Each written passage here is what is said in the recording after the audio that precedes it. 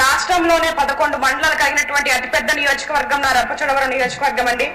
ఇందులో ప్రధానంగా 4 మండలాలు ఈ ముంపుకి ఎఫెక్ట్ అవుతా ఉన్నాయి. అవి చింతూరు, కూనవరం, విఆర్పురం, మెట్టపాక మండలండి.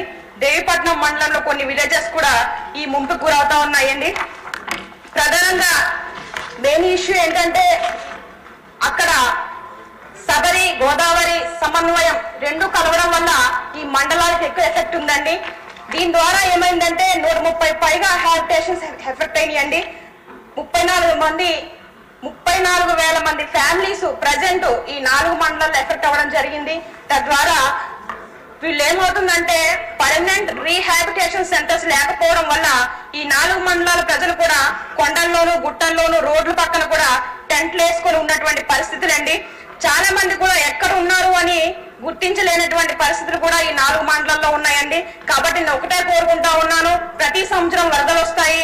ఇదే విధంగా ఈ ముంపు ఉన్నప్పుడల్లా వీళ్ళందరూ కూడా కొండలు, గుట్టలు ఎక్కడం, లేకపోతే ఆ పునరావాస కేంద్రాలు ఎక్కడైతే ఇచ్చారో అక్కడికి వెళ్ళిపోవడం, ఇలాగా సరిపోక చాలా మంది ఎక్కడెక్కడో బస చేస్తున్నటువంటి పరిస్థితులండి. అయితే నేను ఒకటే కోరుకుంటా ఉన్నాను, గత 15 సంవత్సరాల నుంచి మా రంపచోడవరం నియోజకవర్గంలో తెలుగుదేశం దూరంగా ఉంది. 10 సంవత్సరాలు వైఎస్ఆర్సీపీ పార్టీ అక్కడ అధికారంలో ఉన్నప్పటికీ ఆ యొక్క మా రంపచోడవరం నియోజకవర్గ ప్రజల్ని ఎవరు కూడా పట్టించుకునేటువంటి పరిస్థితి అక్కడ చోటు చేసుకున్నాయండి. నేను ఒకటే కోరుకుంటా ఉన్నాను, ప్రజలకు హామీ ఇచ్చి ఒక నమ్మకాన్ని ఇచ్చి ఈ రోజు అసెంబ్లీలో అడుగుపెట్టడం జరిగిందండి.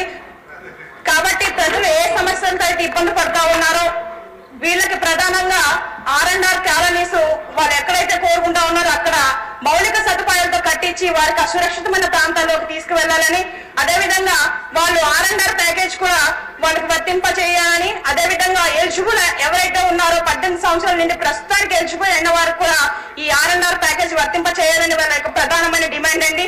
ఇవన్నీ కూడా వాళ్ళకి ఇస్తేనే వాళ్ళు ఎక్కడైతే ఈ R&R కాలనీస్ ఉన్నాయో అక్కడికి మేము వెళ్తామని వాళ్ళు చెప్పడం జరుగుతూ ఉంది. కాబట్టి నేను తమరి ద్వారా అధిష్టానానికి ఒకటే కోరుకుంటా ఉన్నాను, కేంద్రం ద్వారా మాట్లాడి ఎవరైతే అర్హులు ఉన్నారో వారందరికీ ఈ ప్యాకేజీలన్నీ ఇప్పించినట్లయితే వాళ్ళు సురక్షితమైన ప్రాంతానికి వాళ్ళు వెళ్ళి వాళ్ళు మంచిగా ఉండడానికి కూడా అవకాశం ఉంటుందండి. దయచేసి అధ్యక్షుల వారు, అదేవిధంగా అధిష్టానం వారు కూడా నా పోలవరం ప్రజలు ఎలా ఫీల్ అవుతా ఉన్నారంటే ఈ 4 మండల ప్రజలు ఈ పోలవరం మాకు వరమా శాపమా అనే విధంగా ఫీల్ అవుతా ఉన్నారు. కాబట్టి ఈ ప్రతి సంవత్సరం ఉన్నటువంటి నరకం నుంచి నా ప్రజలను బయటపడించాలని, వాళ్ళకి ఏవైతే రావాల్సినాయో అవన్నీ కూడా ఇప్పించాలని మనస్ఫూర్తిగా కోరుకుంటా ఉన్నాను అధ్యక్ష.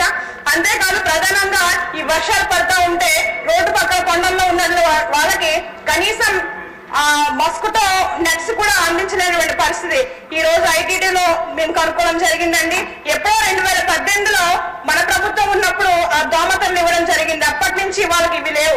ఇప్పుడు ఈ దోమలు కాటివేయడం వల్ల ఏజెన్సీ ప్రాంతంలో డెంగ్యూ, మలేరియా, టైఫాయిడ్ జ్వరాలు ఇలా రకరకాలైనటువంటి విష జ్వరాలు బారిన పడతా ఉన్నారు నా ప్రజలు. కాబట్టి ఒకటి కోరుకుంటా ఉన్నాను, వారికి మస్కిటో నెట్స్ కూడా త్వరగా అందించాలని కోరుకుంటా ఉన్నాను. కలెక్టర్ గారు దినేష్ కుమార్ గారు అండి, మా పాడేరు కలెక్టర్ గారు అల్లూరి సీతారామరాజు డిస్టిక్ కి, ఆయన యొక్క ఆదేశాల మేరకు ఐటీడీ పిఓ గారి ఆధ్వర్యంలో వారికి కొన్ని నిత్యావసర సరుకులు పంపిణీ చేశాం. కానీ అవి అందరికి కూడా అందుబాటులో లేవు అధ్యక్ష. మరొకసారి తెలియజేసేది ఏంటంటే దయచేసి జీవోను కూడా ఆర్డర్ పాస్ చేసి ఏవైతే నిత్యావసర సరుకులు ఉన్నాయో అవన్నీ కూడా నా యొక్క ప్రజలకు అందించి న్యాయం చేయాలని మనస్ఫూర్తిగా కోరుకుంటా ఉన్నానండి. ఇంకా ఇలా చెప్పుకుంటూ పోతే ఏజెన్సీ ప్రాంతంలో చాలా సమస్యలు అయితే గుట్టలుగా ఉన్నాయి అధ్యక్ష. మరొకసారి మీరు అవకాశం ఇస్తే అవన్నీ కూడా మీ యొక్క దృష్టిలో పెడతాను అధ్యక్ష. మాకు రోడ్లు లేవు, స్కూల్ బిల్డింగ్ లేవు, అంగన్వాడీలు లేవు, హాస్పిటల్లో మౌలిక సదుపాయాలు లేవు, డాక్టర్స్ లేరు, ఇలా చాలా రకాల సమస్యలతో మా 11 మండలాల ప్రజలు అనేవాళ్ళు ఇబ్బంది పడతా ఉన్నారు. కాబట్టి అధ్యక్ష ఇప్పటికి 4 రోజులు బట్టి నేను పేరు ఇవ్వడం జరిగింది. కానీ నాకు ఈ రోజు చివరిగా లాస్ట్ సమయంలో అవకాశం వచ్చింది. కాబట్టి ఈ చిన్న సమయాన్ని సద్వినియోగం చేసుకోవాలని మనస్ఫూర్తిగా